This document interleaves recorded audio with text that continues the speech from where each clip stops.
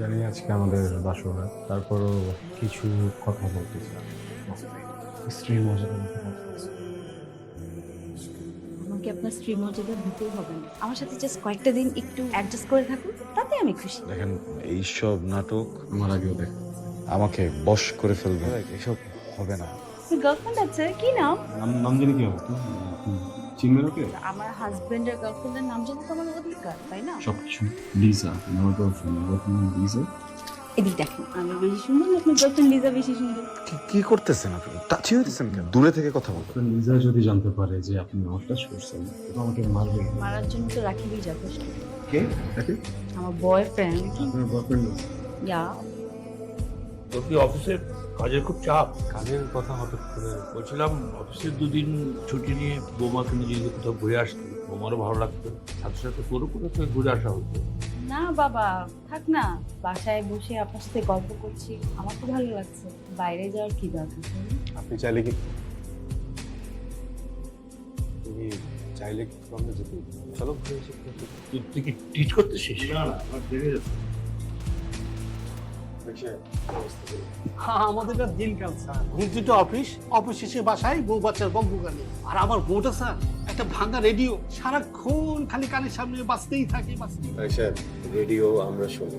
নতুন নতুন বিয়ে করলে বউর সবকিছু ভালো। যাই হোক স্যার, ভাবির টিউন থাকতে থাকতে ভাবির হাতে রান্না খাওয়ান স্যার। তুমি আমার কল ধরনি কেন? অফিসের কাজে ব্যস্ত ছিলাম। কই, তুমি তো আগেও কাজে ব্যস্ত ছিলা, কখনো কি এরকম হয়নি যে আমার ফোন ধরনি? কি হয়েছে তোমার? আমি অনেক কিছু খেয়াল করতে পারছি, তুমি এখন তোমার ফোন, অফিস আর তোমার ওয়াইফ নিয়ে ব্যস্ত থাকো। আমি কোন সিচুয়েশনে বিয়ে করেছি ওই মানুষটাও একটা ট্র্যাপে আছে, আমি একটা ট্র্যাপে আছি। আমি সুযোগ পেলেই আমরা আলাদা হয়ে যাই। He is just my friend, just a normal friend. Or boyfriend চলে আসবে যে কোনো সময়, যখন আসবে তখন ওরা বিয়ে করে ফেলবে। আর ওরা বিয়ে করে ফেললে আমাদের আছে হ্যাঁ, তো দেশে আসতে বলো। আসবে তো, অতটুকু সময় তো দিতে হবে। আচ্ছা শোনো, তুমি ওই মেয়েটার সাথে এক খাটে একদম খাবার। আচ্ছা বলেন তো বিহারি সাহেব, বৌমাকে এত করে বললাম যে কাজের বুয়াকে ছেড়ে দিও না। কে কার কথা শুনে? এখন সব কাজ সে নিজে একা করে দেয়। ভাই সাহেব, আমার মেয়েটা কিন্তু ছোটবেলা থেকে এই প্রকৃতি, খুব দুষ্টু। তো বাবা, আমার মেয়ে তোমার সঙ্গে দুষ্টামি করে না তো? না, কি বলছেন? শান্তশিষ্ট। খবরদার, একদম মাথায় তুলবে না, সব সময় শাসনের মধ্যে রাখবে। এই যে ঠিক মতো খাওয়া দাওয়া করো না, অসুস্থ হয়ে যাবো তো তুমি। আমার ভালোবাসার মানুষ অন্য কারো বউ। I love you two.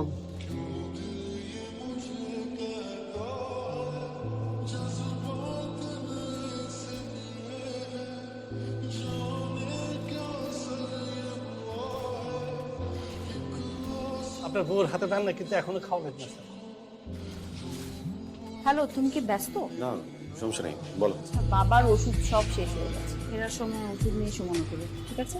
ঠিক আছে, তোমার কি লাগবে? হ্যাঁ, তুমি কিছু বলছিলে? তুমি কি প্রেমিটন করেছো? আরে না, একটা নিয়ে ঝামেলা বাঁচি না আবার নতুন নতুন। আচ্ছা শোনো, তুমি আসার সময় ওষুধগুলো নিয়ে আসো মনে করে, ওকে? ঠিক আছে, ঠিক। হ্যালো, এত সময় তুই কার সাথে কথা বলতেছিলি? আমি শুভ্রের সাথে ফোনে কথা বলছিলাম, আমি ইম্পর্টেন্ট ব্যাপারে কথা বলছিলাম। কেন? মানে তোর এখন দিনেও শুভ্রকে লাগে, রাতেও শুভ্রকে লাগে। ভাবে কথা বলো, ঠিক আছে? তোর বাবা অসুস্থ। শুভ্রর বাবা অসুস্থ, তোর বাবা তো না। তুই যদি আমাকে সত্যি ভালোবেসে থাকিস, তুই এখনই শুভ্রকে ডিভোর্স দিবি আর এখন এই বাড়ি থেকে বেরো। শুভ্রর বাবা সুস্থ না হওয়া পর্যন্ত তো আমি এই বাড়ি থেকে কোথাও যাচ্ছি না। তোমার যা মন চায় তুমি করো, আই জাস্ট ডোন্ট কেয়ার। মন খারাপ? না ভাইয়ার মার কথা মনে পড়ছে না? না, হ্যাঁ। কি? আজকে রাখি আমার সাথে খুব বাজে বাজে কথা বলছে। আমাকে না আমার মা বুঝলো, আমার ভাইয়া বুঝলো, না আমি রাখি বুঝলো।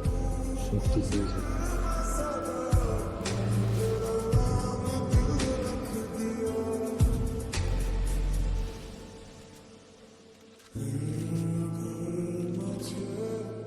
হাই।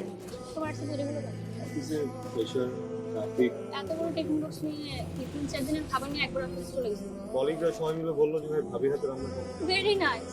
তুমি আমার সাথে কথা বলার সময় পাও না, আর তোমার ওয়াইফের রান্না করা খাবার নেই, তুমি কলিগদেরকে খাওয়াচ্ছ, ওয়াইফকে টাইম দিচ্ছ, গল্প করছো, আর আমার সাথে কথা বলার সময় নাই তোমার, তাই না? আমার বাবার পছন্দ করা ছেলেকে আমি 10 দিনের মধ্যে দিই। পিঙ্কি, অনেকক্ষণ থেকে তোমার ফোন বাজছে। রাকিবের কল আসছে। পিঙ্কি, ওর মন চাচ্ছে কল দিচ্ছে, আমার মন চাচ্ছে আমি কল ধরতেছি না। আরে বোকা ছেলেটাকে শুধু শুধু কেন কষ্ট দিচ্ছ? ও তো ভুল ভাববে পরে। তোমার যদি এত কষ্ট লাগে তুমি ফোনটা ধরো, ধরে কথা বলো। আসসালামু আলাইকুম রাকিব। কল যে এতক্ষণ কেন ধরা হচ্ছিল না সেটা এখন আমি বুঝতে পারতেছি। আমার সাথে যদি চিট করা হয় খুব খারাপ হয়ে যাবে কিন্তু।